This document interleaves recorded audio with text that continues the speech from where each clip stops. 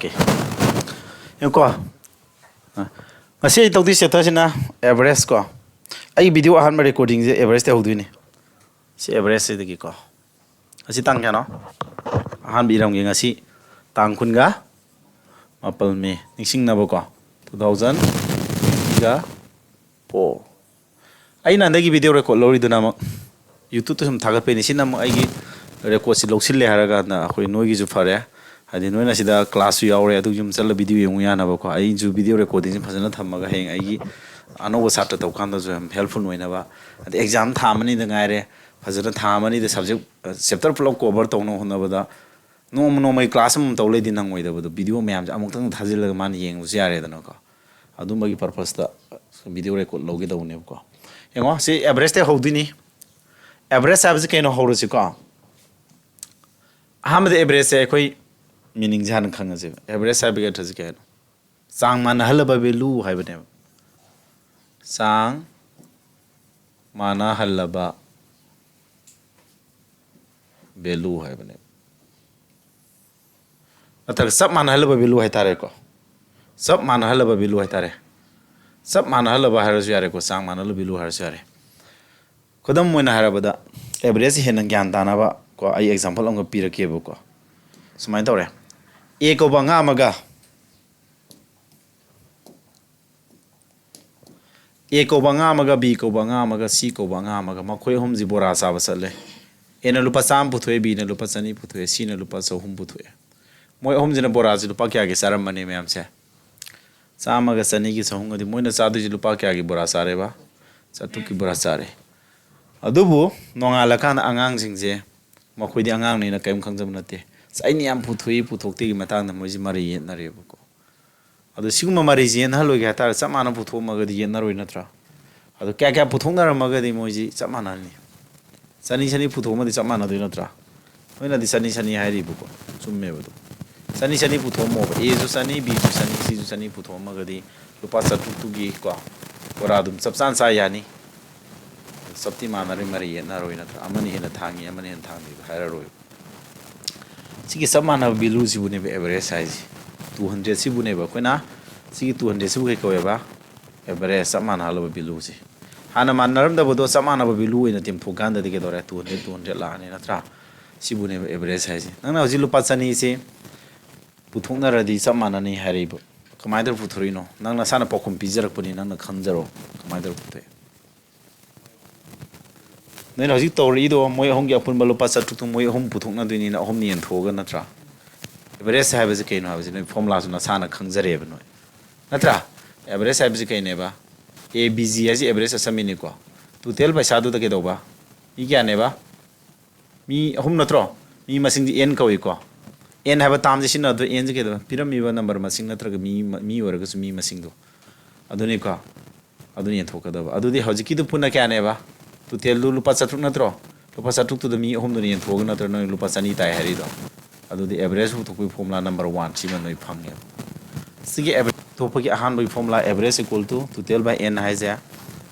haina ru da su tau dra ga su noi khangye ba ko ke da ba chang man hana ba samana hana ba ko samana halba value du ne hare samana halba value se kamai putuk tu no hai thara ga di total du da apun mami masing ye ne ha ba je ne hana khangale ra me noi na ko noi khangale report to kana mathematical put ho je du nei ne ba hora da me ko sini average put ko has ada ko ja arba adu si number 1 formula number 1 phangi adu si base to bu question adu ki matik marang kai na hangi even cgl tr2 level na ju ko sam formula sida ti sinara gi yena ba si mi lo he ni da natra ama le ra adu di amok ke do ra sidagi formula an amaga amok sadok ya da bra dang na kali formula n je som sakhi tar average ke n ge puina roidra average ke n ge puina raga na kai ta total da roidra tabra average into n equal to kya ba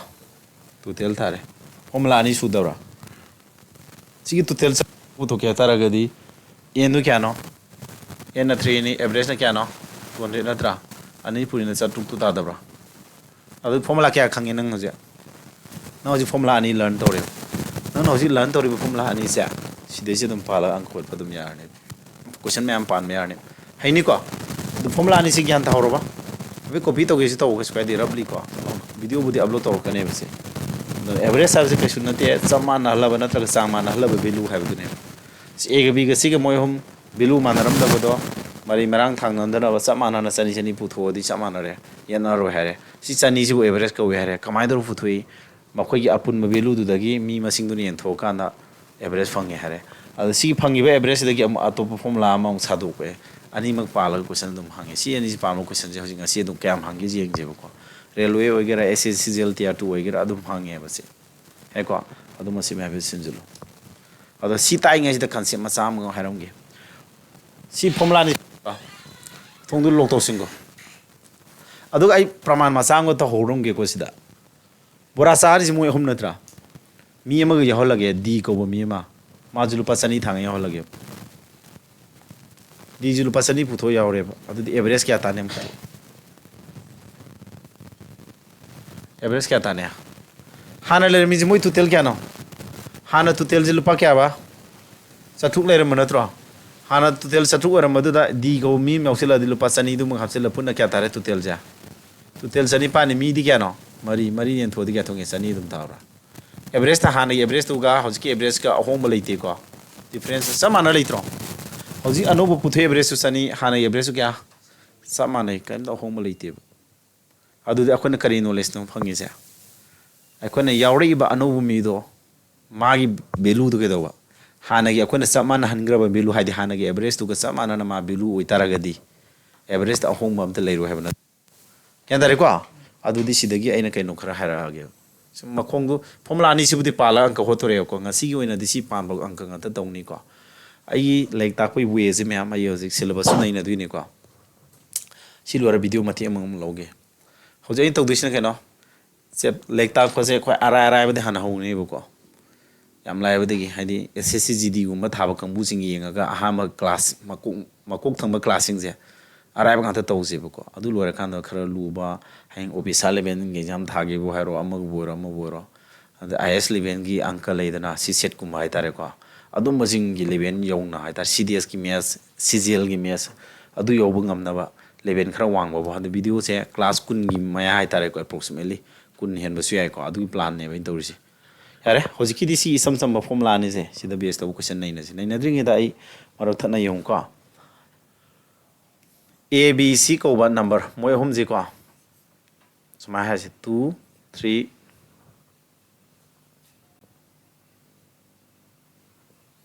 मोय हम average क्या ताने average पुतो मोय plus तिसनरनी नत्रा 12 ताब्रा 12 त गनानी अनबा 3 ने लदी 4 ताब्रा 12 त 3 ने लदी मोय होंगी एवरेज 4 ताराद्रो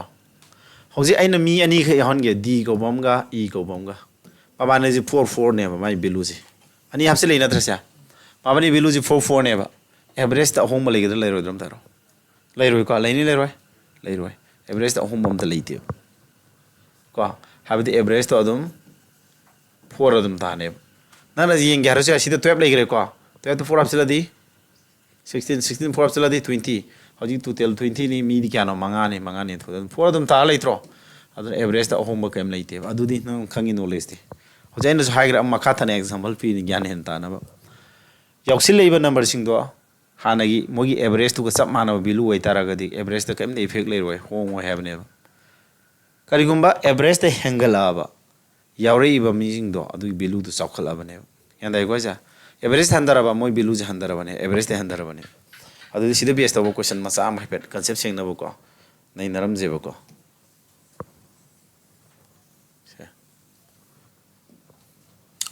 यंगने मी होंगी एवरेज है एवरेज ऑफ 3% इज 12 ने हरसे मोय होंगी एवरेज 12 ने हेबको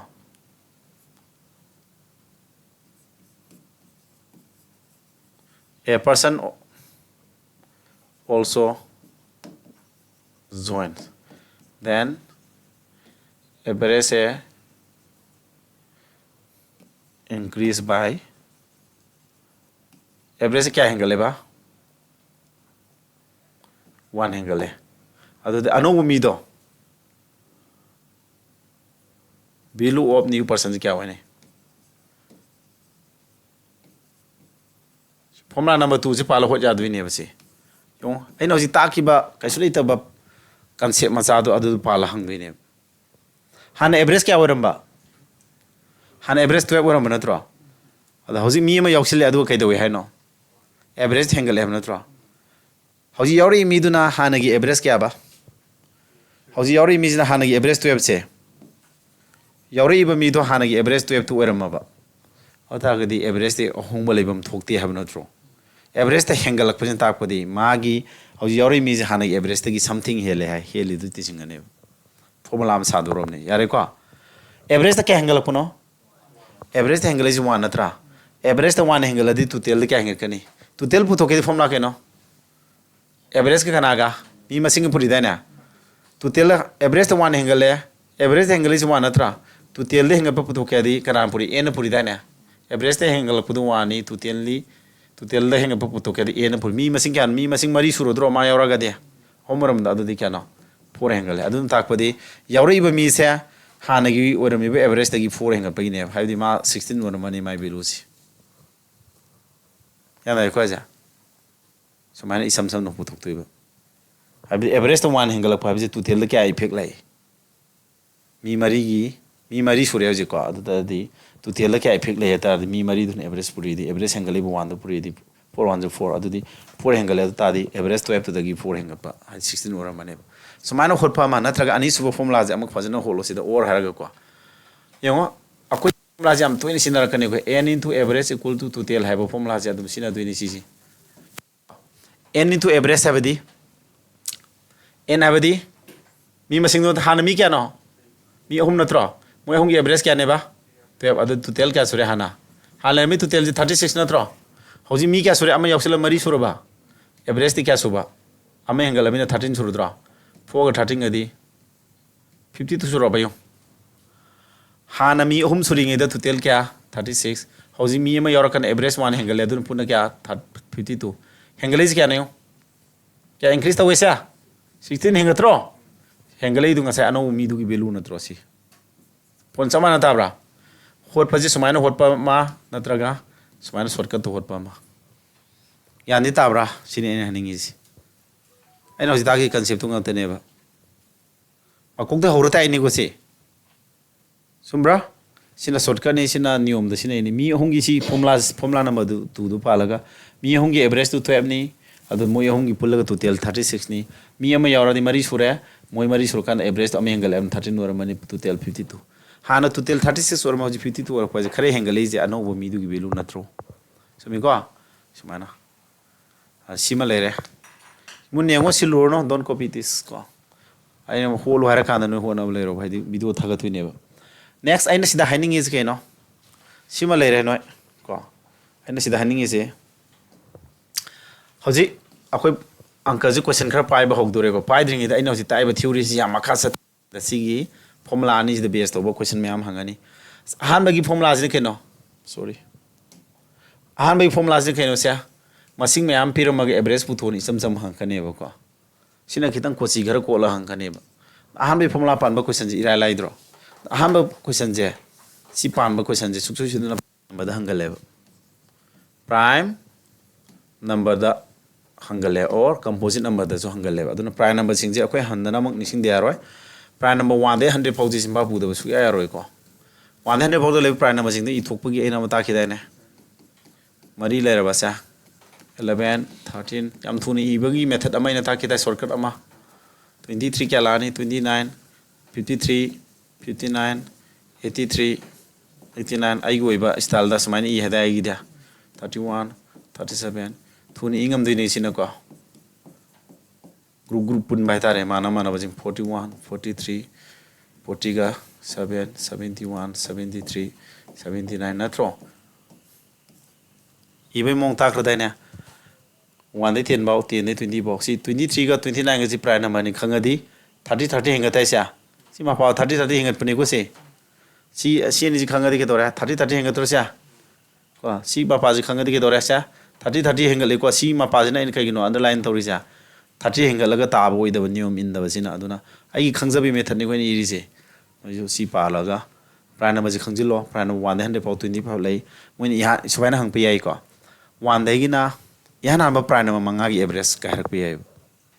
kanai ko yahanamba prime number mangagi average harakpi ay yahanamba prime number taragi harakpi ay yahanamba prime number mari gi harakpi kusi ni sidi hangba adu ki matik yare ha tare ni satna bi woni yam hange ba ko adu prime number ga natana composite number se hojiti yam hange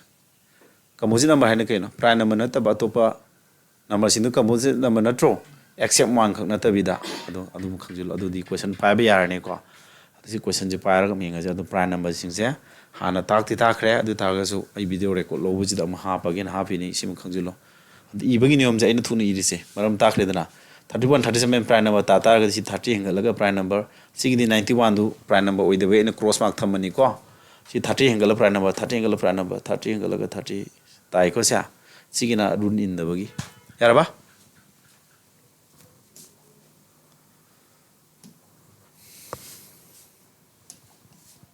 इन होजी ममांगी class ताखिबगी नि को सियोंसे question number 1 जे नोय try तौसे young को the weights in kg de piramane ko kanagi or 5 girls of a class are kaino se bilu pyramid natro exact adu ke do heba average putho heba natro mi kya gya adu di formula number kya no pandu se koina ahamai 1 natro sidi lu odra siba sidi salawna ke dorne pyramid bilu de tisin loidro 49 42 61 55 amasung 58 tisinaraga mokoi manga ne ndu natro adu sidi shortcut haibu to tisinaraga yen maduna shortcut oizare natra tisinabdu kha thu tare dana 8 ka 5 ka di 13 14 16 25 2 carry tore 12 18 22 26 2 6 5 tai 5 ne la di manga 5 han chalani ko 53 tabra ye tare yam line hot ngam ni da noisu ngam medra ne sia लाइद्रो सीजल tier 1 thighs on मगिदे arrive थोइना question J collection तौरी नेबको हदि लाइरजु कना सिदि लाइनि the मी खुदि लाइनि लाइ हरकनि the Lyman लेसि उताइ हरकनि अदु आइदि अराइव द होरो ताकनि साइबदु क्वेश्चन कलेक्शन तौइनि को अराइव हन तौजे तम नम लुखसेबको एवरेज साइबदि पिरामिड बिलु द तिसिनारगा पुना नंबर मंगानि ना एन दु 5 नि सिनि एन गने हाबने नत्रो अदुनि अदि सिदि क्वेश्चन लै थोकप याबम लैको यार अदुना होरेन थेंना रानी को सिमियो सिदी आइना कन तोगी बेनेबा यंगसे the daily earning of taxi driver during a week are सेवलम द टैक्सी ड्राइवर हम तालिस केनो अनि अहुम मरी मंगा तरुक तरे नत्रा एवरेज डेली अर्निंग क्या ने दुना सा जरो 7 ने दुना त्रो तिसिना दुना त्रो तिसिना बद कनागुम कमुनदी थम ई लेरनी को यानाब्रा ई लेदुइबा इबद मतम संगुनि तिसिना बद थुना तिसिना लोइ जीरो लोइब्रा लोइरको अदुदि सि आन्सर समाय तोरो थुना तौगे हारगा दि समायना समाय लाक्तुइनेबा 7 तक थमो तिसिना रो मंगा ट्राइन थोय थ्रोम दोय ट्राइन पान कुमारी कुनट्राइन थोय कुनट्रा मारी होंकुट पुरे तरु तारा त्राउंगा कुन कुमंगा कुनट्रा तरु नत्रा तारे मंगा कुनट्राउंगा रामने तारे अनि 520 तारामने याम होलो बिदा का होइदे खुतौ दो सी मारे थुबा हेबो सिल लैतब सात्र खरदि के दोंने क्वेश्चन दे यावरे ताकला बिलु ई लेदे माना सुम सिंदु बिदा का होइदे तिसना बदु पिरामिड बो क्वेश्चन दो मेंटली उग्रो कंप्यूटर द क्वेश्चन जे थोक्सरने नंगना ताकला तिसना रग होरे 7 इन दो रेडी तौर थमु प्लान फिट तौरगा सिंधोक सना लै सिंधो तिसना दुइना थ्रो सात्र खरम देसा अदम सोइजरे सिदि नसाना थुगदा वे दु नसान प्लान तौजो कैसु लुबां कनते नत्रा यंगो एग्जाम द करे सीजीएल गिनी डायरेक्ट 2023 की टियर 1 की क्वेश्चन शिप टू हंग हैबा सीजीएल दो इजु क्वासे नेक्स्ट क्वेश्चन सिम आइ मामांगी क्लास नो की समाना ताकी को वीडियो जिमा हयेंग देदि थ्योरी ददि मानन गे दुना तबा त क्वेश्चन नै नबदि माना लोगी वीडियो नो मद ओम रेकॉर्ड तो गाना को सिदी find the average of the following sets of numbers this masing kya na puna count these numbers apal natro ata gadi 9 gi weradi si kana gum kamun na si tisna roi darsa sat khara na si tisna le rani ko adu kana yendui ba tisna foldu 9 yendui natro adu tisna bai matam khara sangani yena bai matam khara sang matam din sangdui natro laijar ga so ꯑꯩꯒꯤꯅ ꯁꯣꯔꯠꯀꯠ ꯑꯃ ꯇꯥꯛꯈꯤ ꯃꯇꯥꯡꯁꯤꯗ ꯑꯣꯞꯁꯟꯁꯦ ꯑꯝꯇ ꯌꯦꯡꯉꯨ ꯀꯩꯒꯤꯅꯣ ꯑꯩꯅ ꯁꯣꯔꯠꯀꯠ ꯇꯧꯗꯣꯏꯁꯦ 9 ꯌꯦꯟꯕꯒꯤꯗꯤ ꯁꯣꯔꯠꯀꯠ ꯑꯃ ꯂꯩꯖꯩꯕꯀꯣ ꯑꯟꯁꯥꯔ ꯁꯤ ꯇꯥꯔꯅꯤ ꯁꯦꯀꯦꯟ 5ꯗ ꯂꯣꯏꯅꯦꯕ ꯁꯦ ꯁꯦꯀꯦꯟ 5ꯗ ꯂꯣꯏꯅꯦꯕ ꯃꯔꯝꯗꯨ ꯑꯩ ꯍꯥꯏꯔꯛꯑꯒꯦ 9 ꯌꯦꯟꯕꯒꯤ ꯅꯤꯌꯣꯝ ꯑꯃ ꯂꯩꯌꯦꯕꯀꯣ 9ꯒꯤꯅꯦ ꯃꯥꯅ ꯌꯦꯟꯕꯒꯤ ꯅꯤꯌꯣꯝ ꯑꯃ ꯂꯩꯌꯦꯕ ꯔꯨꯜ ꯑꯣꯐ 9 9ꯅ ꯌꯦꯟꯕ ꯌꯥꯕ ꯅꯝꯕꯔꯁꯤ ꯆꯞ ꯆꯥꯅ ꯌꯦꯜꯂꯗꯤ ꯃꯐꯝ ꯊꯨꯡꯉꯣꯏꯗ꯭ꯔꯣ 9 ꯌꯦꯟꯕꯁꯤ ꯀꯩꯗꯧꯋꯦ 9 ꯑꯦꯅꯤ ꯅꯝꯕꯔꯗ ꯌꯦꯜꯂꯣꯕ ꯑꯦꯅꯤ ꯅꯝꯕꯔꯁꯤꯗ 9 ꯌꯦꯜꯂꯣꯕꯀꯣ ꯑꯦꯅꯤ ꯅꯝꯕꯔꯗ 9 ꯌꯦꯜꯂꯗꯤ ꯀꯩꯗꯧꯗꯣꯏꯕ ꯆꯞ ꯆꯥꯅ ꯌꯦꯟ ꯌꯥꯔꯒꯅ ꯃꯐꯝ ꯍꯥꯏꯗꯤ ꯍꯣꯜ ꯅꯝꯕꯔ ꯊꯨꯡꯉꯣꯏꯗ꯭ꯔꯣ ꯊꯨꯡꯉꯣꯏꯗ꯭ꯔꯣ ꯑꯣꯔ ꯌꯥꯗ꯭ꯔꯒꯅ ꯀꯩꯗꯧꯗꯣꯏꯕ ꯃꯐꯝꯗꯨ ꯁꯤ ꯂꯩꯔꯅꯤ ꯅꯠꯇ꯭ꯔꯥ ꯃꯐꯝꯗꯨ ꯁꯤ ꯂꯩꯔꯣꯏꯗ꯭ꯔꯣ ꯑꯗꯨꯒ ꯐ꯭ꯔꯦꯛꯁꯟ ꯁꯨꯃꯥꯏꯅ ꯂꯥꯛꯑꯣꯏꯗ꯭ꯔꯣ 1/9 ꯂꯥꯛꯄ ꯑꯃ 2/9 ꯂꯥꯛꯄ ꯑꯃ 3/9 ꯑꯔꯦꯝꯕꯗꯨ ꯃꯊꯛ ꯊꯝꯃꯣꯏꯗ꯭ꯔꯣ ꯁꯨꯃꯥꯏꯅ 1 ꯂꯦꯝꯃꯒ 1 2 ꯂꯦꯝꯃ 2 3 ꯂꯦꯝꯃ 3 4 ꯂꯦꯝꯃ 4 ꯁꯨꯃꯥꯏꯅ ꯂꯥꯛꯑꯣꯏꯗ꯭ꯔꯣ ꯒ꯭ꯌꯥꯟ ꯇꯥꯕ꯭ꯔꯥ ꯑꯩꯅ ꯍꯥꯏꯅꯤꯡꯉꯤꯁꯦ 9 ꯌꯦꯟꯕꯗ ꯂꯥꯛꯀꯗꯕꯁꯦ ꯆꯞ ꯆꯥꯅ ꯌꯦꯟ ꯌꯥꯔꯒꯅ ꯁꯤ ꯅꯠꯇ꯭ꯔꯣ ꯑꯗꯨꯗꯤ 9 ꯌꯦꯟꯕꯒꯤ ꯄꯣꯏꯟ ꯅꯦꯆꯔꯁꯤ ꯀꯩꯅꯣꯕ ꯀꯣ ꯁꯄꯣꯁ 18ꯁꯦ 9 ꯌꯦꯜꯂꯣꯕ ꯑꯦꯛꯖꯥꯝꯄꯜ ꯀꯌꯥ ꯊꯨꯡꯉꯦ 2 ꯊꯨꯡꯕ꯭ꯔꯥ ꯀꯣ 19ꯁꯦ 9 ꯌꯦꯜꯂꯣ ꯀꯌꯥ ꯊꯨꯡꯉꯦ 2 ꯊꯨꯡꯉꯝꯃꯅꯤ ꯀꯌꯥ ꯂꯦꯝꯃꯦ 1 ꯂꯦꯝꯃ ꯁꯨꯃꯥꯏꯅ ꯂꯥꯛꯑꯣꯏꯗ꯭ꯔꯣ ꯑꯗꯨꯗꯤ ꯄꯣꯏꯟꯗꯗꯤ ꯀꯃꯥꯏꯅ ꯂꯥꯛꯀꯅꯤ ꯑꯩꯅ ꯔꯤꯀꯔꯤꯡ ꯗꯦꯁꯤꯃꯦꯜ ꯇꯥꯛꯈ꯭ꯔꯗꯥꯏꯅꯦ ꯗꯤꯖꯤꯠ ꯍꯟꯖꯤꯟꯕꯩꯗꯣ 9ꯅ 1ꯗ ꯌꯦꯟꯕ ꯍꯥꯏꯁꯦ ꯀꯩꯅꯣ 1ꯗꯨ ꯂꯣꯏꯕ ꯈꯝꯕ ꯅꯥꯏꯔꯔꯣꯏ ꯁꯨꯝ ꯇꯣ ꯍꯟꯖꯤꯜꯂꯅꯦꯕ ꯅꯠꯇ꯭ꯔꯣ ꯇꯥꯛꯈ꯭ꯔꯤꯗꯣ ꯑꯗꯨꯗꯤ ꯍꯣꯔꯦꯟ ꯀꯩꯗꯧꯔꯦ ꯑꯦꯄ꯭ꯔꯣꯛꯁꯤꯃꯦꯠ ꯂꯧꯔꯗꯤ ꯄꯣꯏꯟ ꯃꯇꯨꯡꯗ ꯗꯤꯖꯤꯠ 2 ꯊꯝꯒꯦ ꯍꯥꯏꯗꯤ ꯁꯤ ꯅꯠꯇ꯭ꯔꯣ ꯑꯗꯨ 1 1 ꯊꯝꯕ ꯑꯃ ꯑꯣꯔ ꯑꯦꯄ꯭ꯔꯣꯛꯁꯤꯃꯦꯠ ꯂꯧꯔꯒ ꯁꯨꯃꯥꯏꯅ ꯊꯝꯕ ꯑꯃ 1ꯗꯒꯤ ꯈꯔ ꯆꯥꯎꯈꯠꯄ 1ꯗꯒꯤ 1 1 ꯍꯟꯖꯤꯟ ꯂꯥꯛꯇꯣꯏꯅꯤ 1 ꯑꯦꯄ꯭ꯔꯣꯛꯁꯤꯃꯦꯠꯂꯤ 2 ꯂꯧꯕ ꯑꯃ ꯁꯨꯃꯥꯏꯅ ꯂꯥꯛꯑꯅꯤ ꯂꯥꯛꯑꯣꯏꯗ꯭ꯔꯣ ꯁꯤ ꯂꯥꯛꯏ ꯃꯇꯥꯡꯁꯤ ꯒ꯭ꯌꯥꯟ ꯇꯥꯕ꯭ꯔꯥ ꯌꯥꯅꯤꯡꯕ꯭ꯔꯥ ꯌꯥꯏꯀꯣ ꯁꯦ ꯁꯤꯅꯦꯕ ꯀꯔꯤꯒꯨꯝꯕ ꯁꯨꯃꯥꯏꯅ ꯇꯧꯔꯝꯃꯒꯗꯤ 20ꯗ 9 ꯌꯦꯜꯂꯨꯅꯦ 20ꯗ 9 ꯌꯦꯜꯂꯗꯤ 2 ꯊꯨꯡꯉꯒ 2 ꯂꯦꯝꯕ꯭ꯔꯥ ꯑꯗꯨ 2 ꯂꯦꯝꯃꯗꯤ ꯄꯣꯏꯟ ꯃꯇꯨꯡꯗ 2 ꯄꯣꯏꯟ ꯍꯥꯏꯔꯒ 9ꯅ 2ꯗ ꯌꯦꯜꯂꯗꯤ ꯀꯌꯥ ꯊꯨꯡꯉꯦ ꯄꯣꯏꯟ ꯃꯇꯨꯡꯗ 2ꯁꯤ ꯁꯨꯝ ꯂꯣꯏꯕ ꯅꯥꯏꯗꯕꯒꯤ ꯍꯟꯖꯤꯟꯅꯤ ꯍꯥꯏꯕ ꯅꯠꯇ꯭ꯔꯣ ꯑꯗꯨ ꯄꯣꯏꯟ ꯃꯇꯨꯡ ꯗꯤꯖꯤꯠ 2ꯒꯤ ꯍꯥꯏꯔꯗꯤ ꯑꯦꯄ꯭ꯔꯣꯛꯁꯤꯃꯦꯠ ꯂꯧꯔꯒ 2 ꯍꯥꯏꯔꯒ ꯍꯟꯖꯤꯜꯂꯤ 2ꯗꯨ ꯁꯨꯃꯥꯏꯅ 3 ꯂꯥꯛꯑꯣꯏꯗ꯭ꯔꯣ ꯅꯦꯆꯔꯁꯦ ꯁꯤꯅꯦꯕ ꯃꯥꯒꯤꯗꯤ 9ꯅ ꯌꯦꯟꯕꯗ ꯄꯣꯏꯟꯒꯤ ꯅꯦꯆꯔꯁꯦ ꯁꯨꯃꯥꯏꯅ ꯂꯩꯌꯦꯕꯀꯣ ꯑꯗꯨꯗꯤ ꯑꯇꯩ ꯇꯥꯛꯇ꯭ꯔꯁꯨ ꯎ ꯉꯝꯃꯝꯃꯅꯤ ꯍꯣꯔꯦꯟ ꯀꯩꯗꯧꯔꯦꯁꯦ 5-0 ꯂꯥꯛꯄꯁꯨ ꯌꯥꯔꯣꯏꯀꯣ 8-0 ꯂꯥꯛꯄ ꯌꯥꯔꯣꯏꯀꯣ ꯁꯤꯗꯤ ꯑꯣꯞꯁꯟ ꯑꯃ ꯁꯤꯒꯤꯁꯤ ꯀꯩꯅꯣꯁꯦ ꯍꯣꯔꯦꯟ 6-5-0 8-8-8 ꯍꯥꯏꯁꯤ ꯂꯣꯏꯕ ꯅꯥꯏꯗꯕꯈꯩ ꯇꯥꯔꯝꯃꯅꯦꯕ ꯑꯗꯨꯒ ꯀꯩꯗꯧꯕ ꯄꯣꯏꯟꯒꯤ ꯅꯦꯆꯔ ꯂꯧꯕꯒꯤ ꯀꯩꯗꯧꯕ 2 ꯄꯣꯏꯟ ꯃꯇꯨꯡ ꯗꯤꯖꯤꯠ 2 ꯊꯝꯒꯦ ꯍꯥꯏꯔꯒꯗꯤ ꯑꯦꯄ꯭ꯔꯣꯛꯁꯤꯃꯦꯠ ꯂꯧꯔ ꯁꯨꯃꯥꯏꯅ ꯂꯥꯛꯄ ꯑꯣꯏꯗꯣꯏ ꯅꯠꯇ꯭ꯔꯣ ꯑꯗꯨꯗꯤ ꯑꯟꯁꯥꯔꯁꯦ ꯑꯣꯕꯤꯌꯁꯂꯤ ꯌꯥꯝ ꯊꯤꯅ ꯂꯥꯏꯅꯀꯣ ꯍꯥꯏꯕ ꯉꯝꯃꯦꯕ ꯌꯥꯅꯤꯡꯕ꯭ꯔꯥ ꯑꯩꯅ ꯍꯥꯏꯅꯤꯡꯉꯤꯁꯦ 9 ꯌꯦꯟꯕꯗ ꯄꯣꯏꯟꯗ ꯀꯔꯤ ꯅꯦꯆꯔ ꯇꯥꯒꯦ ꯍꯥꯏꯁꯦ ꯈꯪꯉꯒꯗꯤ ꯑꯟꯁꯥꯔ ꯁꯣ ꯍꯣꯠꯇ꯭ꯔꯁꯨ ꯌꯥꯔꯦ 9 ꯌꯦꯜꯂꯝꯕꯒꯤꯅꯤꯀꯣ ꯁꯤ ꯑꯇꯣꯞꯄꯒꯤꯗꯤ ꯌꯥꯔꯣꯏ ꯒ꯭ꯌꯥꯟ ꯇꯥꯔꯤꯕ ꯁꯤꯕꯣ ꯇꯥꯔꯤ ꯑꯣꯀꯦ ꯑꯗꯨꯅ ꯑꯟꯁꯥꯔꯁꯦ ꯅꯣꯏ ꯍꯣꯠꯆꯔꯣ ꯌꯨꯝꯗ ꯑꯗꯨꯅꯀꯣ ꯍꯣꯠꯆꯔꯣ ꯆꯨꯝꯁꯨ ꯆꯨꯝꯃꯝꯒꯅꯤ ꯈꯜꯂꯦ ꯅꯠꯇ꯭ꯔꯗꯤ ꯌꯥꯔꯣꯏꯕ 9ꯒꯤꯗꯤ ꯁꯨꯃꯥꯏꯅ 9-0 ꯂꯩꯔꯣꯏꯕ ꯁꯨꯃꯥꯏꯅꯀꯣ ꯒ꯭ꯌꯥꯟ ꯇꯥꯏꯀꯣ ꯁꯦ ꯄꯣꯏꯟ ꯅꯦꯆꯔꯁꯦ ꯑꯣꯀꯦ ꯃꯊꯪ ꯂꯧꯗ꯭ꯔꯦ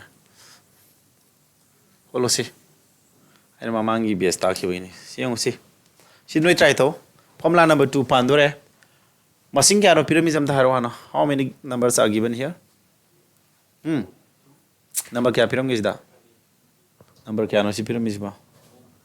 ꯁꯤ ꯅꯝꯕꯔ ꯑꯃ ꯁꯤ ꯅꯝꯕꯔ ꯑꯃ n ꯀꯧꯕ ꯅꯝꯕꯔꯁꯤꯗꯤ ꯅꯝꯕꯔ ꯅꯠꯇ꯭ꯔꯣ ꯃꯣꯏ ꯑꯍꯨꯝꯒꯤ ꯑꯦꯚꯔꯦꯖ ꯀꯌꯥꯅꯦ ꯍꯥꯏꯅꯣ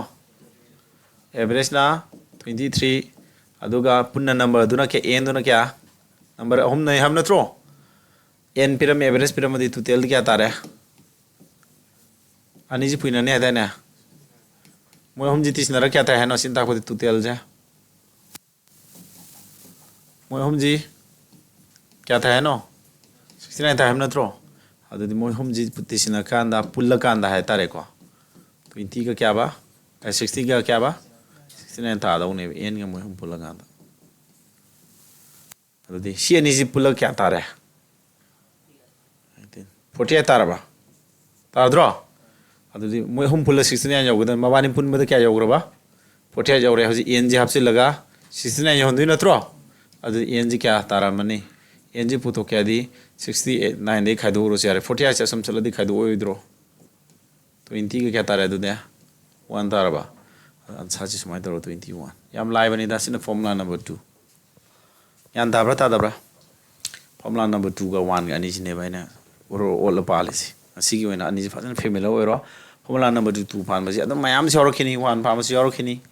ko sine isam samna pan ma ngak tani hen ko si ko ya ko laga ko pala ko si oro khini ba aduna angka khara lura kan adu mathang mathang tawjing asigi di khara live type sana nei na si tawbani natra si mong tawji aina hoto ki ba dum loi lere ko kai dia si kai no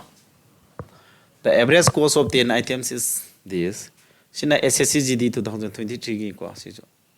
GD gi tier 1 moi GD gi question no ne ko number item ama 35 oi ba si ki do ya no 35 oi ba number si ki do ba ya 100 if one item cost 35 item ama si where then find the average cost of the remaining 9 moi mapan do gi moi han punna kya no masing han n kya no le mi sa n ten na tro moi average na kya 89 na tro moi total value di kya no ha total point na di 890 taro idro moi pulap ki tara gi apun machine ba hoji puthoi average kana gi no moi kya gi no average moi kya gi no mapan gi na tro ata di mapan gi average puthoi di moi mapan gi total du da ka oidro si di mi kya gi total no tara gi total na tro tara gi total ji ya roi ba tara gi total si da gi nga sa gi amak lokthok ki da bu kana no 35 to lokthok ro le mori du kya no khado si at 55 taramani na khado na ba ji cha thu do ni ko moi si mapan gi apun man tro si kana gi apun mane ba total of 9 ama lokthok radi moi mapan gi apun mane moi mapan gi apun ba ji da kana average puthok kya ta di moi mapan ye loi dro sumi sumde sumi adi mapan ye ladi ahmad kya chale 9 chakadro 9 khare na thungoi dro sia 9 chappa thiro option A ga si oiro roi 9 ju chappa khare hen bara ga di option number di pulap yen lu dro su yare matek me samje lo sumaina yara ba live lu bra si formula number kya no pale sa 2 pale ko formula number 2 ga 1 ga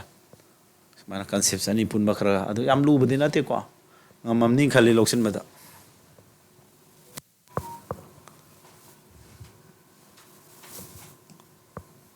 sina kariya noi to wi ai ko noi na haibu pun yam tingo ai prime number gi ni silai si noi am to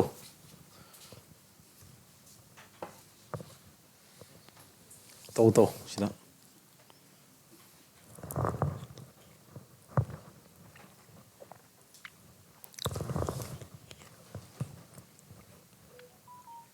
tu na hero wan sado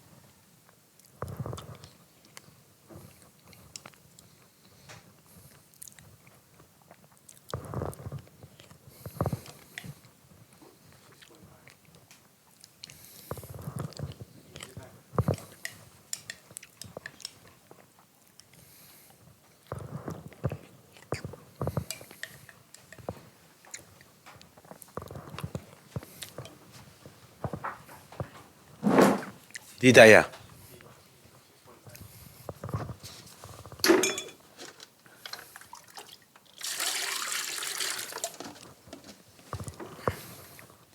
yang di tari natro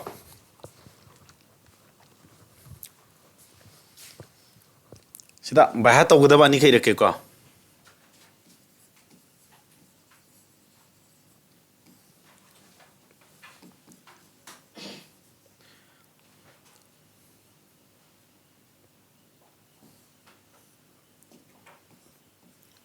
am tuin hangan mai ni ko si sum of first 5 prime number se ya number prime number manga tisin ba se 28 ta bani average ti kya ta ne 28 ta kana yala ni 5 ne yala ni ko answer je 5.6 ta bani simpa bu ko fraction ta kana 3/5 answer je ani mak yai adagi amak sum of first 10 prime numbers yahan man ba prime number taragi na oi tisna fall 129 tai ko adu average te kya ta ne tne loidro tne ladi 12 point kya ta ba 9 aduga fraction tham ga 12 whole 9/10 sma ani ma khongjil lo si toina akhoi so jawar ko si ta toina thingna bagi ne simpa puru su yare habni da hangan bai sang si adu haji prime number ka ga no han prime number manga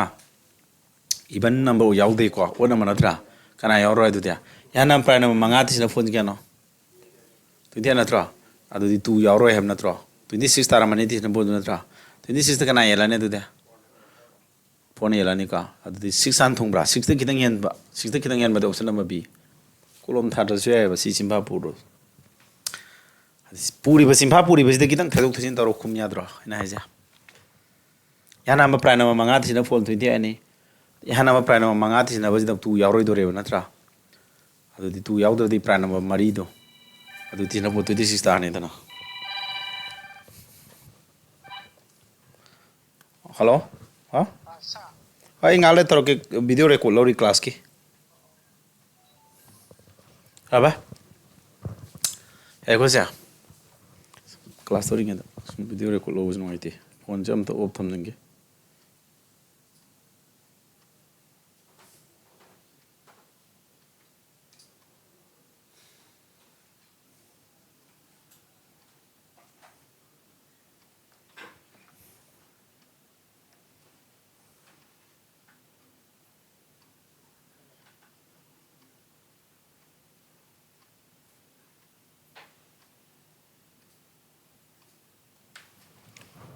Hello, yang dah kau siapa? Live bro, masa-masa si siapa puh aku tu ni kau. Matang deh, pas kaya apa? Tu prime number apa ni? Ini prime number dia tu mahang terus SSG di dari question ni kau. Prime number dia tu mahang galai ram ni me. Saya tu kuiri ai saya tadi sojile hem mahang galai ni pan sange kau. Some experience. Prime number dia tu mahang ya. CDS hoy gira mo yang mahang galai. Yana prime number taragi thina phol kya no hojita ta ki budusino yana prime number taragi kya ba 129 natra adudi mapan kha habani aroi bagi du lokto aroi bidu kana no 29 natra adu sam ku mapan du dagi 29 lokto sam ta hobra 9 elo sam da 9 elo di 11 thong si tar man si hojiki du khangmai natra lari si hena ma adu ne na ji loi tisna le rane base aduna si simpa pu tho hai ji aina kana ba we bai pu tho hai ne ba akoi na re lo dum yare ko mayam dagi si mi loi hot hai ni da yana ba prana ma pandisina ba du di loi tisina grane ado aina am ke do ba yana ma prana ba taratisina boi fol du kya ne ba 129 ham na tro ado hoji hangi ne yana ma prana ma pan ne du di last ki tara do lok thok tore tara su bu du di kana no 29 na tro tara su prana ma du di na lok thok ra di sam da hore ko ado di hoji masi ki average pu to ke di punna number du ma pan ni na ma pan ni antare 11 whole 1 by 9 sumaina line hoje ina mamang de igri badu by had tawraga di am thin lai ba kasi laira le report de hen hong mayam da gi thuna ba plan masa ne to wiri si ko yara se mathang the marks obtained by 7 students are this what is the average marks obtained by them sidi noi tawro thu dau ne thu bani eng du si speed timer thage tawro sat lo no to timer tools kai lag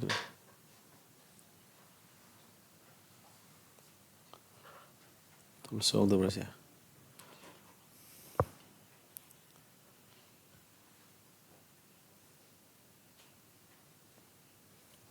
yang masih sabe ni ndu natro tisina batapadi aroi ai tisina getra tu kun kulum do kuntra 3 na 9 17 24 32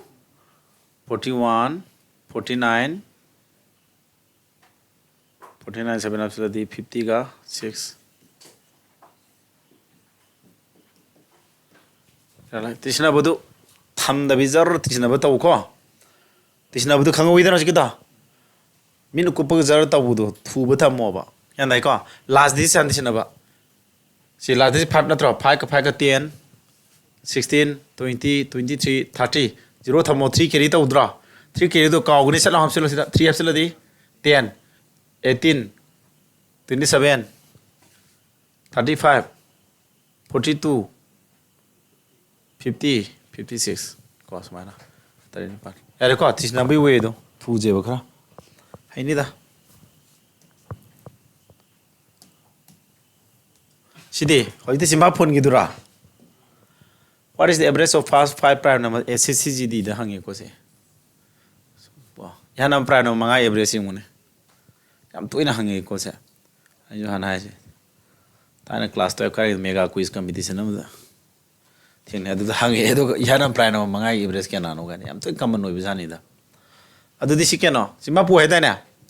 ꯑꯟꯁꯥꯔꯗꯣ 28 ꯇꯥꯅꯤ ꯍꯥꯏꯗꯤ ꯁꯝꯗꯣ 5.6 ꯇꯥꯕ ꯑꯃꯒ fraction ꯊꯝꯃꯒꯅ 5 hall ꯁꯤ 10 ꯌꯦꯟꯊꯣꯛꯑꯅꯤꯀꯣ point ꯃꯇꯨꯡ digit ꯑꯃ ꯂꯩꯕꯒꯤ 6/10ꯗꯤ 3/5 ꯅꯠꯇ꯭ꯔꯣ ꯁꯨꯃꯥꯏꯅ ꯑꯅꯤ ꯊꯣꯛꯅ ꯑꯟꯁꯥꯔ ꯂꯩ ꯍꯥꯏꯕꯅꯦꯕ ꯑꯗꯨꯗꯤ ꯁꯤ ꯇꯥꯔꯦ ꯑꯣꯞꯁꯟ ꯕꯤ ꯂꯥꯏꯔꯦꯗ ꯂꯥꯏꯁꯤꯅꯨꯀꯣ ꯑꯩꯅ ꯑꯔꯥꯏꯕ ꯍꯦꯛꯇ ꯇꯥꯛꯏ ꯍꯥꯏꯕꯒꯤ ꯋꯥꯔꯤ ꯅꯠꯇꯕ ꯅꯣꯏꯗ ꯁꯤ ꯎꯠꯂꯤꯅꯤ ꯁꯤ ꯑꯔꯥꯏꯕ ꯇꯥꯛꯄꯒꯤ ꯅꯠꯇꯦꯕ ꯑꯗꯨꯝ ꯂꯨꯈꯠꯂꯛꯈꯤꯗꯣꯏꯅꯤ ꯁꯤ ꯀ꯭ꯂꯥꯁ ꯅꯝꯕꯔ 1ꯅꯤꯅ ꯈꯔ ꯂꯥꯏꯖꯁꯅꯨ the average of first 5 prime number ꯁꯤꯗꯤ ꯑꯃꯨꯛ ꯌꯥꯝ ꯄꯣꯏꯟ ꯑꯃ ꯐꯪꯉꯦ ꯍꯟꯖꯤꯟꯗ꯭ꯔꯣ ꯁꯦꯝ ꯑꯦꯛꯖꯥꯝꯗꯨꯗꯅꯦ ꯌꯦꯡꯉꯣ SSGD 2023ꯅꯤ ꯁꯤꯁꯨ ꯀꯣ ꯀꯌꯥ ꯇꯥꯔꯦ ꯁꯤꯗꯤ 5.6 ꯁꯤꯝꯐꯥ ꯄꯨ ꯍꯥꯏꯗꯣꯏꯅ ꯄꯨꯕꯩꯅꯤ ꯅꯨꯡꯉꯥꯏꯔꯤꯁꯤꯀꯣ ꯇꯣꯏꯅ ꯍꯪꯒꯟꯕꯁꯤ ꯁꯤꯝꯐꯥ ꯄꯨꯔꯣ ꯍꯦꯛꯇ ꯑꯪꯀꯁꯨ ꯁꯤꯝꯐꯥ ꯄꯨ ꯌꯥꯕ ꯃꯇꯥꯡ ꯈꯔ ꯂꯩꯕ ꯑꯗꯨꯗꯤ ꯄꯨ ꯇꯥꯔꯦꯗꯅ sina kedawa yung sijo the average of the following numbers is 25 pyramid numbers is average is 25 ne pyramid number na kya puna number kya na pyramid sam tharo number kya no sidi noi to noi na haiba han bata no se hairamina arai bani noi ko amu yeng se yung ko noi ju khari yeng ge ko yo kya da de no number kya no se sin mind conclusion tam dise sin hotpi kolom yaw de bida number nipan sorbo number nipan average na kya 25 to tell di puri nar di kya 25 as chani taraba x na oiduri bilu se pyramid number myam ti sin ro adu chani de khadok tori ne kya da bra adu pyramid number si di mari manga taruk tara mari 6 loi man sa ta ni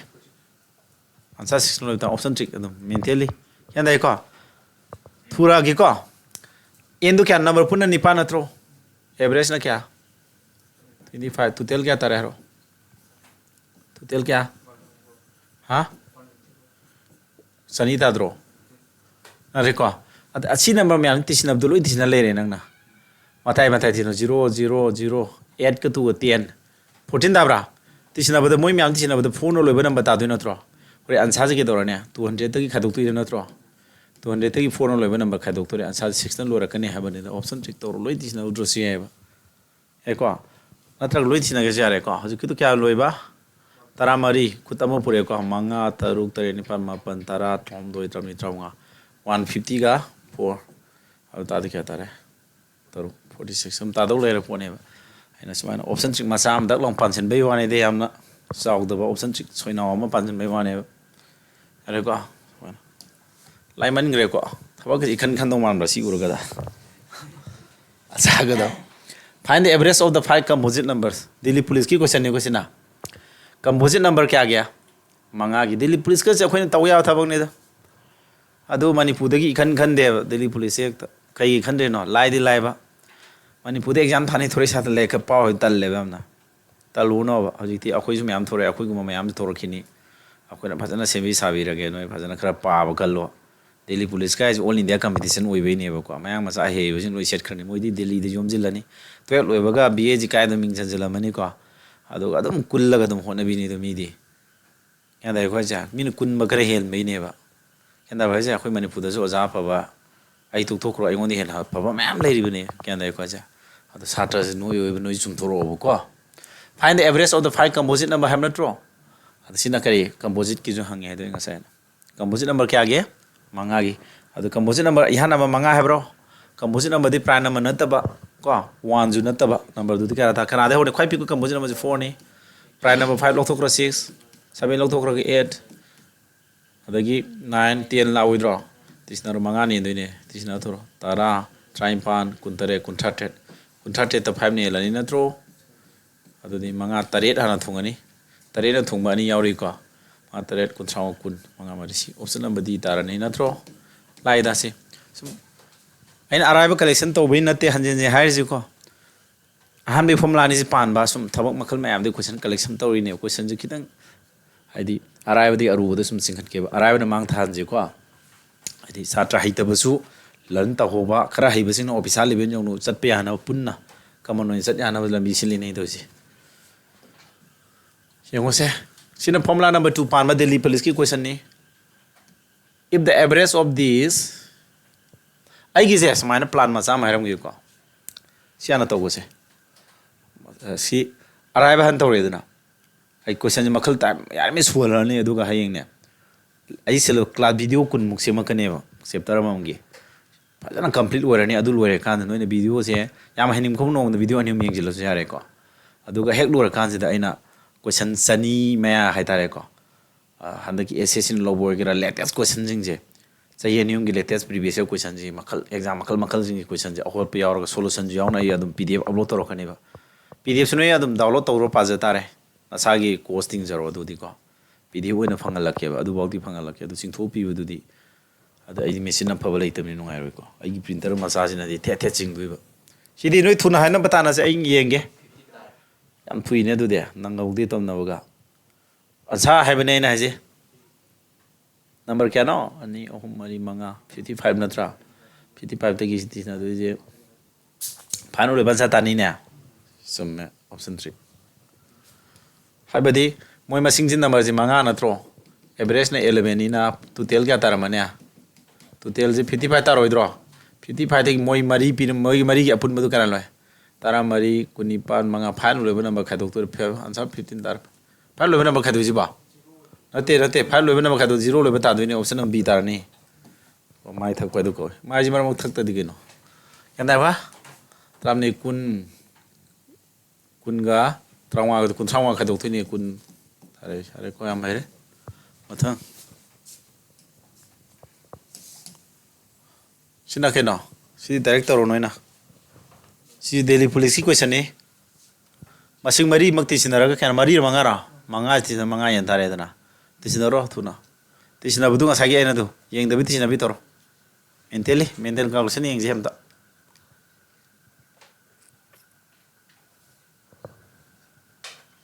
ꯑꯩ ꯇꯧꯒꯦꯀꯣ ꯅꯣꯏꯁꯨ ꯇꯧ 19 19 20 30 ꯑꯍꯨꯝ ꯄꯨꯔꯦ 9 10 19 25 30 ꯑꯍꯨꯝ ꯄꯨꯔꯦ 5 8 9 10 10 ꯁꯣꯏꯕ꯭ꯔꯥ ꯍꯥꯏꯁꯤꯕꯣ ꯁꯣꯏꯈ꯭ꯔꯦ ꯀꯩꯒꯤꯅꯣ ꯁꯣꯏꯔꯤꯁꯦ 19 19 20 30 ꯑꯍꯨꯝ ꯄꯨꯔꯦ 9 10 19 25 18ꯅꯦ ꯑꯅꯤ ꯄꯨꯔꯦ 4 6 7 9 10 ꯁꯤ ꯇꯥꯔꯦ 5 ꯌꯦꯟꯊꯣꯛ ꯑꯍꯥꯟꯕ ꯀꯌꯥ ꯆꯠꯂꯦ 5 ꯆꯠꯂꯕ꯭ꯔꯥ 94 54 1 ꯃꯊꯪꯗ 9 ꯂꯥꯛꯄ 1 ꯃꯊꯪ 9 ꯂꯥꯛꯄꯗ ꯁꯤ ꯑꯣꯏꯔꯝꯃꯅꯤ B ꯌꯥꯔꯦꯀꯣ ꯄꯨꯂꯞ ꯌꯦꯟꯗ꯭ꯔꯁꯨꯀꯣ ꯁꯨꯃꯥꯏꯅ ꯌꯥꯝ ꯂꯥꯏꯔꯦꯀꯣ ꯃꯌꯥꯝ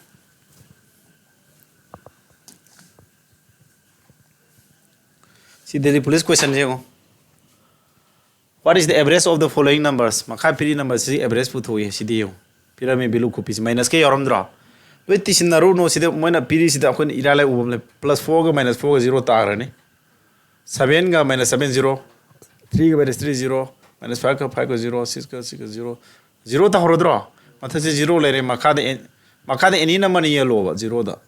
ꯑꯗꯨꯝ 0 ꯑꯗꯨꯝ ꯇꯥꯗꯧ ꯂꯩ ꯑꯦꯚꯔꯦꯖ 0 ꯇꯥꯔꯅꯤ ꯁꯤ ꯌꯥꯝ ꯂꯥꯏꯅ ꯇꯤꯁꯤꯟꯅ ꯂꯩꯔꯨꯅꯨ ꯀꯥꯟꯅꯕ ꯄꯣꯟꯇꯦꯕꯁꯦ ꯌꯥꯔꯕ ꯌꯥꯟꯗꯦꯀꯣ ꯃꯌꯥꯝꯁꯦ ꯑꯩ ꯊꯨꯃꯟꯕ꯭ꯔꯥ ꯊꯨꯃꯜꯂꯝꯃꯣꯏꯗ ꯂꯥꯏꯕꯅꯤꯅ ꯊꯨꯔꯁꯨ ꯀꯥꯏꯗꯕ꯭ꯔꯥꯅ ꯈꯜꯂꯤ ꯑꯩ ꯃꯨꯊꯠꯍꯧꯗ꯭ꯔꯦꯁꯦ ꯃꯃꯥꯡ ꯕꯦꯁ ꯇꯥꯈꯤꯕꯒꯤꯀꯣ ꯁꯤꯗꯤ if the average of this is 10 ꯃꯁꯤꯡ ꯀꯌꯥꯅ ꯄꯤꯔꯝꯃꯤꯁꯦ ꯍꯥꯟꯅ ꯊꯤꯗꯣꯛꯀꯗꯧꯅꯤ ꯁꯤ ꯃꯥꯏꯟ ꯀꯥꯜꯀꯨꯂꯦꯁꯟ ꯇꯧ ꯉꯝꯕ꯭ꯔꯥ ꯌꯦꯡꯁꯤꯁꯦ ꯑꯪꯀꯗꯤ ꯂꯥꯏꯔꯕꯅꯤꯅ ꯃꯁꯤꯡ ꯀꯌꯥꯅꯣ 3 4 ꯁꯤ x - 1ꯁꯦ ꯑꯄꯨꯟꯕ ꯑꯃꯅꯤ 5 ꯁꯨꯔꯕ ꯇꯣꯇꯦꯜ ꯀꯌꯥ ꯇꯥꯔꯝꯃꯅꯤ 5 10 50 ꯂꯩꯔꯦ ꯄꯤꯔꯝꯃꯤ ꯅꯝꯕꯔꯁꯤ ꯃꯔꯤꯒꯤ ꯑꯄꯨꯟꯕ ꯄꯨꯊꯣꯛ 3 9 13 15 35 15 ꯀꯌꯥ ꯇꯥꯔꯦ ꯑꯟꯁꯔ ꯎ ꯉꯝꯕ꯭ꯔꯥ ꯂꯥꯜꯂꯤ -1ꯁꯦ ꯁꯨꯝ ꯊꯥꯡꯒꯗ꯭ꯔꯃ 16 ꯁꯤꯅ ꯔꯥꯏꯠ ꯑꯟꯁꯔ ꯍꯥꯏꯗꯤ ꯄꯨꯟꯅ ꯅꯝꯕꯔ 5ꯅꯦꯕꯀꯣ ꯑꯦꯚꯔꯦꯖꯅ 10ꯅꯤ ꯇꯣꯇꯦꯜꯗꯤ ꯀꯌꯥ ꯇꯥꯔꯦ 50 ꯇꯥꯔꯗ꯭ꯔꯣ ꯃꯈꯣꯏ ꯁꯤ ꯄꯤꯔꯝꯃꯤꯁꯤ ꯀꯌꯥꯅꯣ ꯑꯍꯨꯝ ꯃꯣꯏ ꯃꯔꯤꯁꯤ ꯑꯄꯨꯟꯕ ꯀꯌꯥꯅꯣ 6ꯅꯦ 7ꯅꯦ 12ꯅꯦ 10ꯅꯦ x - 1ꯅꯦ ꯁꯤ ꯄꯨꯜꯂꯤꯅꯤꯀꯣ ꯃꯣꯏ ꯑꯄꯨꯟꯕꯁꯤ 50 ꯇꯥꯏ ꯍꯥꯏꯔꯦ ꯁꯤ ꯃꯣꯏ ꯃꯔꯤꯁꯤ ꯄꯨꯟꯕꯗ ꯀꯌꯥ ꯇꯥꯔꯦꯕ 35 ꯇꯥꯔꯕ ꯅꯠꯇ꯭ꯔꯣ ꯑꯗꯨꯗꯤ ꯁꯣꯝꯗ 35 ꯁꯨꯝ ꯆꯠꯂꯣꯏꯗ꯭ꯔꯣ x - 1 ꯍꯥꯏꯔꯒ 35ꯁꯤ 50 - ꯀꯌꯥ 35 ꯗꯤ ꯁꯤ 15 ꯅꯣꯏ 5 ꯅ ꯂꯣꯏꯕ ꯅꯠꯇꯦꯕ ꯁꯤ x ꯗꯤ ꯑꯩꯈꯣꯏ ꯄꯨꯊꯣꯛꯇꯣꯏꯁꯤ ꯅꯠꯇ꯭ꯔꯣ x ꯄꯨꯊꯣꯛ ꯍꯥꯏꯕꯅꯤꯅ ꯁꯤ -1 ꯁꯨꯝ ꯆꯠꯈ꯭ꯔꯗꯤ +1 ꯑꯃ ꯂꯥꯛꯈꯤꯅꯤ ꯅꯠꯇ꯭ꯔꯣ ꯑꯗꯨꯗꯤ 16 ꯇꯥꯗ꯭ꯔꯣ ꯁꯨꯃꯥꯏꯅ ꯍꯣꯏ ꯅꯣꯏ ꯊꯨꯔꯦꯀꯣ ꯌꯥꯝꯅ ꯍꯩꯔꯦ ꯃꯥꯏꯟ ꯀꯜꯁꯟ ꯈꯔ ꯇꯝꯕ ꯍꯩꯔꯦꯀꯣ ꯂꯣꯏꯔꯦ ꯁꯤꯗ ꯂꯣꯏꯔꯦ ꯌꯥꯔꯦ ꯑꯗꯨꯅ ꯍꯧꯖꯤꯛ ꯁꯤꯐꯥꯎꯁꯤꯅꯤꯀꯣ ꯑꯩꯈꯣꯏꯅ ꯂꯔꯟ ꯇꯧꯔꯤꯁꯦ ꯍꯩꯔꯦꯀꯣ ꯒ꯭ꯌꯥꯟ ꯇꯥꯔꯦꯀꯣ ꯁꯦ ꯑꯗꯨꯅ ꯁꯨꯝ ꯑꯍꯥꯟꯕꯒꯤ ꯐꯣꯔꯃꯨꯂꯥ ꯑꯅꯤꯗꯨ ꯐꯖꯅ ꯄꯥꯟꯕ ꯍꯩꯔꯦꯀꯣ ꯒ꯭ꯌꯥꯟ ꯇꯥꯔꯕ ꯑꯗꯣ ꯑꯗꯨꯝ ꯑꯗꯨꯗ ꯄꯥꯟꯕ ꯀꯣꯏꯁꯟꯗꯤ ꯑꯗꯨꯛꯀꯤ ꯃꯇꯤꯛꯇꯤ ꯃꯔꯥꯡ ꯀꯥꯏꯅ ꯂꯩ ꯑꯩꯉꯣꯟꯗꯀꯣ ꯑꯗꯒꯤ ꯑꯗꯨꯝ ꯈꯔ ꯍꯩꯔ ꯂꯣꯏꯔꯦ ꯑꯗꯨꯗ ꯍꯟꯖꯤꯟ ꯍꯩꯔ ꯂꯩꯕ ꯄꯣꯠꯁꯦ ꯃꯌꯥꯝ ꯇꯥꯒꯗꯧꯅꯦ ꯑꯗꯣ ꯍꯩꯔ ꯂꯩꯕ ꯑꯣꯏꯔꯒꯁꯨ ꯈꯤꯇꯪ ꯂꯩꯊꯣꯛ ꯂꯩꯁꯤꯟ ꯇꯧꯉꯥꯟ ꯃꯇꯝ ꯆꯪꯕꯗꯨꯗꯤ ꯅꯣꯏꯅꯅꯦ ꯀꯣꯏꯁꯟ ꯃꯌꯥꯝ ꯑꯃꯒ ꯍꯣꯠꯄ ꯗꯔꯀꯥꯔ ꯑꯣꯏꯔꯤꯀꯣ ꯍꯩꯔꯤ ꯇꯣꯛꯊꯣꯛꯀꯅꯣꯕ ꯁꯤꯒꯤ ꯐꯣꯔꯃꯨꯂꯥ ꯅꯝꯕꯔ 1ꯒ 2ꯒ ꯑꯅꯤꯁꯤ ꯄꯥꯟꯕꯗꯁꯨ ꯂꯨꯅ ꯍꯪꯕ ꯌꯥꯕꯁꯨ ꯑꯗꯨꯝ ꯂꯩꯔꯤ ꯑꯗꯨ ꯃꯌꯥꯝ ꯊꯦꯡꯅꯔꯒ ꯈꯪꯉꯛꯀꯅꯦꯕꯀꯣ ꯑꯗꯣ ꯕꯦꯁꯤꯛꯁꯤꯃꯗꯤ ꯐꯖꯅ ꯀ꯭ꯂꯤꯌꯥꯔ ꯑꯣꯏꯔꯦꯅ ꯂꯧꯔꯦ ꯑꯩꯅꯀꯣ ꯑꯦꯚꯔꯦꯖ ꯍꯥꯏꯕꯁꯤ ꯀꯩꯅꯦꯕ ꯆꯥꯡ ꯆꯞ ꯃꯥꯟꯅꯍꯜꯂꯕ ꯚꯦꯂꯨ ꯍꯥꯏꯕꯅꯤꯗꯅ ꯌꯥꯔꯦ ꯀꯥꯟꯅꯔꯦ ꯁꯤꯐꯥꯎꯁꯤꯀꯣ ꯁꯤ ꯌꯥꯔꯦ ꯉꯥꯛꯇꯪ ꯔꯦꯁ ꯇꯧ